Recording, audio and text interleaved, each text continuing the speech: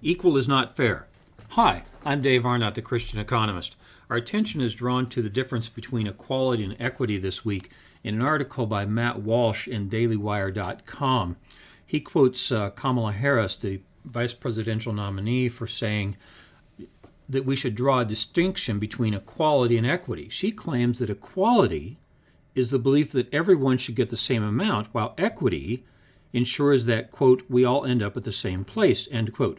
According to Ms. Harris, equity over equality should be our goal, because even if everyone gets the same amount, the person who started out ahead will still have an unfair advantage. And so she's favoring this idea of equity, that we should all end up at the same place. Well, as Christian economists, this makes us shake our heads, and it makes us wonder, what does the Bible say about this, and what does economics say about this? Well, let's turn first to the Bible. Matthew 7, verses 13 to 14 says, "Enter through the narrow gate. For wide is the gate, and broad is the road that leads to destruction, and many enter through it. But small is the gate, and narrow the road that leads to life, and only a few find it." This seems to tell us, as Christians, that some people will make it to heaven and some won't. This seems very discriminatory, and this, in light of Ms. Harris's comments, and it seems to totally say the opposite of what she is trying to say, that we don't end up in the same place, because that's what the Scripture says. Back to Ms. Harris here in this article by Matt Walsh in dailywire.com. And now Matt Walsh is saying what we really want is equality under the law. That means we're all subject to the same laws. And so this is so simple. So often normal, rational people will suggest, yes, we should have the same opportunity. We should not have the same outcome. Demanding the same outcomes, as Ms. Harris is saying here, is really just absurd. Not only is it not biblical, it is not economic, and it just doesn't fit the way the world is. Here's Matt Walsh again in Daily Wire. Who chooses what and where that end spot should be that Ms. Harris is talking about? Who decides on the universal outcome for all mankind? Well, Kamala Harris, he says. Of course, she would decide. Though she herself would not be in that place, she will have ended up in a place that gives her the power to decide where everyone else ends up, allowing her to be the exception to the equity she advocates. All animals are equal, but some are more equal than others, as James Orwell said in Animal Farm. Asked one of my fellow professors today, are you and I the last ones who read Animal Farm? As I hear these conversations going on. And to more the point, isn't she involved this week in an election in which she wants her candidate, Joe Biden, to get more votes than the opposing candidate, Donald Trump? Where's the equity here? Does she want Joe Biden and Donald Trump to end up at the same place? That's absurd. So they run these elections saying, I want to win more votes for you so that I can make the world more equal. Well, if you wanted it equal, how could you logically run in a competition of that nature? It just doesn't make any sense. Oh, my goodness. Here's a guy, William Gardner. Man, this is a good article. It's called On the Dangers of Equality. It's in the Epoch Times. This was one smart guy, this William Gardner.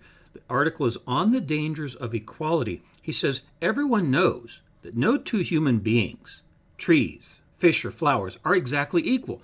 Difference is the rule of the universe. And this takes us to one of my favorite authors, Thomas Soule, writing in his book Discrimination and Disparity. He says almost the same thing.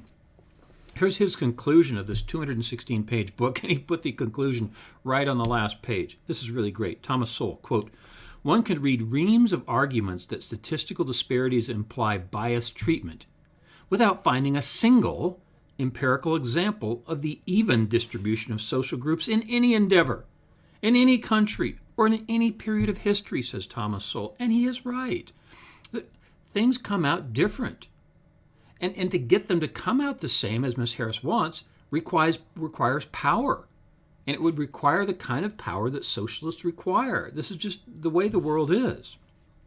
Further, Thomas Soule says, we should not be surprised if economic advances are not evenly or randomly distributed among individuals, groups, institutions, or nations at any given time, end quote. And he's exactly right.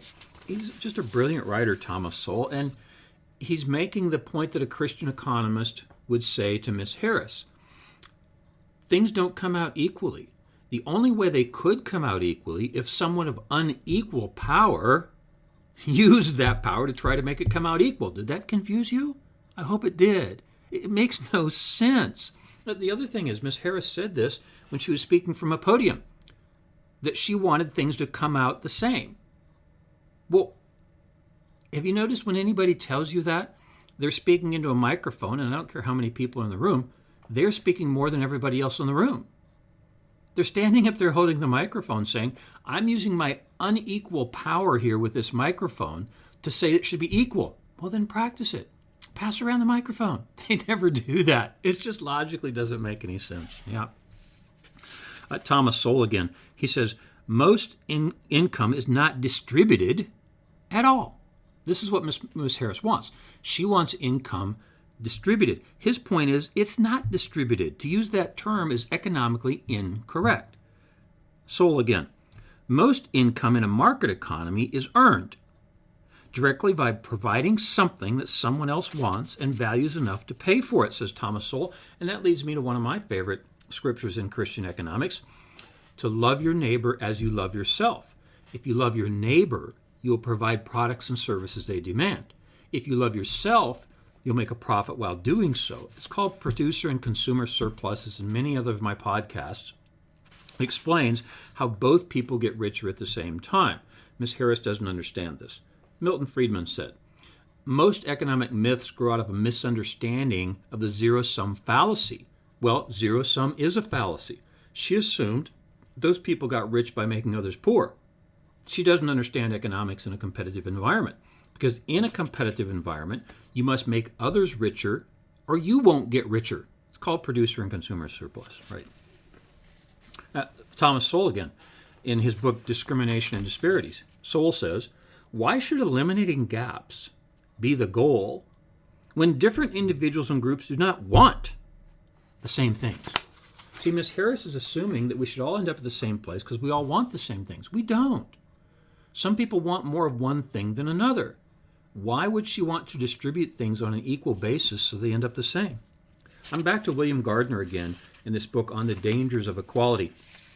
Quote, the great liberal dream of the West, however imperfect, is of free individuals acting according to their effort and merit as authors of their own lives and destinies under an impartial law that is equal for all, end quote. Notice this is the same thing we just read a moment ago, talking about, Matt Walsh said in his article, we want equal laws. We don't want equal outcomes. Nobody wants equal outcomes. Gardner again. We increasingly see the rise of the nightmare rooted in envy. Now, for that one, you'll want to look back at my podcast number 17 called Don't Covet, where my claim is almost all claims about income inequality are based in covetousness. But back to Gardner here. This nightmare rooted in envy, which begins when whole classes of people begin to believe that the differences between themselves and others are a consequence of systemic oppression, of something outside themselves that they are victims of. And that's exactly right. I mean, in another of Thomas Soule's book, Wealth, Poverty, and Politics, he makes the point that this is behavior. Outcomes are based on behavior. So while people have different kinds of behaviors, Ms. Harris would want those behaviors rewarded unequally so that they would have an equal outcome. Did you get that? Yeah, because people behave differently. LeBron James plays basketball better than I do. Why should I be able to score the same number of points he can? I give economics lectures better than he can. Shouldn't I be graded higher for economic lessons and he lower? He's better at basketball, I'm better at economics. Currently, NBA players get rewarded higher than economics professors. You know, I'm okay with that. I don't want the same. Anyway, it's just kind of absurd, isn't it? Think about it this way. Let's say you've got, 4 families living next to each other, and each of them is given a bushel of corn, right? So one couple says, well, we're going to feed this corn to the birds. Fine, you're free to do so. The second says, we're going to boil it and eat it. And that'll be okay. The third says, we're going to crunch it up and make it into bread. Now, this would produce a lot of bread. So maybe they would sell some of that bread or give it away to their friends or distribute it. Maybe the fourth couple says, we're going to plant this corn, and next summer, at the end of the summer, we'll have a lot more corn. Okay, 4 different couples, all given the same bushel. This will produce different outcomes because people behave differently. And when people behave differently, you have different outcomes. This is exactly what was talked about in Matthew, where it says, narrow is the gate. Some people perform in ways that take them through that gate. Some do not. That's the way the world is. Yeah. So, back to Gardner here. The problem with this approach is that laws and quotas promoting policies, such as affirmative action, or policies of equality, essentially, impose a new kind of official inequality of a kind once found only in the most openly totalitarian states, discriminating in favor of one group that has earned no reward and against another who has deserved no punishment, end quote, says Gardner. That's exactly right. And for more details, look at my podcast number 44 called Reparations Are a Bad Idea, because the basic idea is you're redistributing wealth from one group to another. There's no biblical basis for forced redistribution of wealth. It just doesn't exist. Yeah.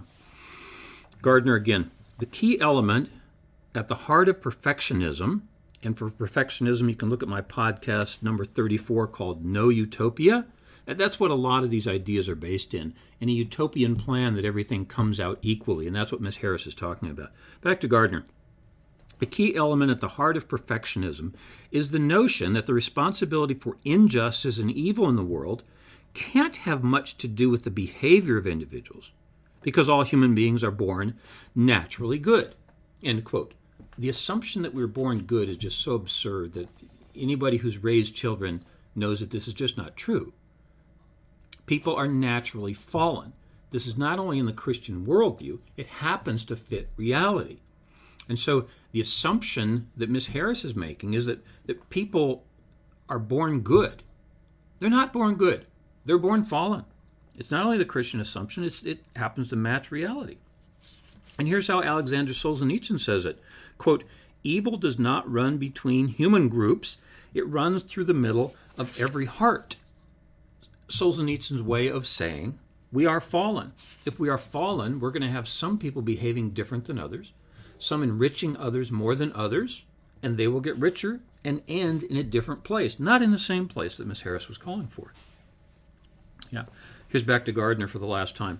Once the comforting view that evil is external and systemic is embraced, the logical course of action to eliminate every evil, external evil, by force of law, end quote. And so that's a really interesting point he's making, that if you assume that humans are good, then what is bad is society. And so you should go out and change society. But, that never works, because even if you destroy the society, I'm thinking of Last Call for Liberty by Os Guinness, amazing book, comparing the U.S. Revolution to the French Revolution, just 13 years apart in the middle of the 18th century. And how the French threw out the church, and the American Revolution was based on preserving religious freedom. And how in throwing out the church, you threw out the good. You threw the baby out with the bathwater, to simplify the phrase. And that's what Gardner's talking about in this article, criticizing the idea of equality. He's saying that if you assume people are good, then there must be something wrong with society. That is not the Christian worldview. The Christian worldview is exactly the opposite, and Gardner's right about that. Yeah. So, yeah.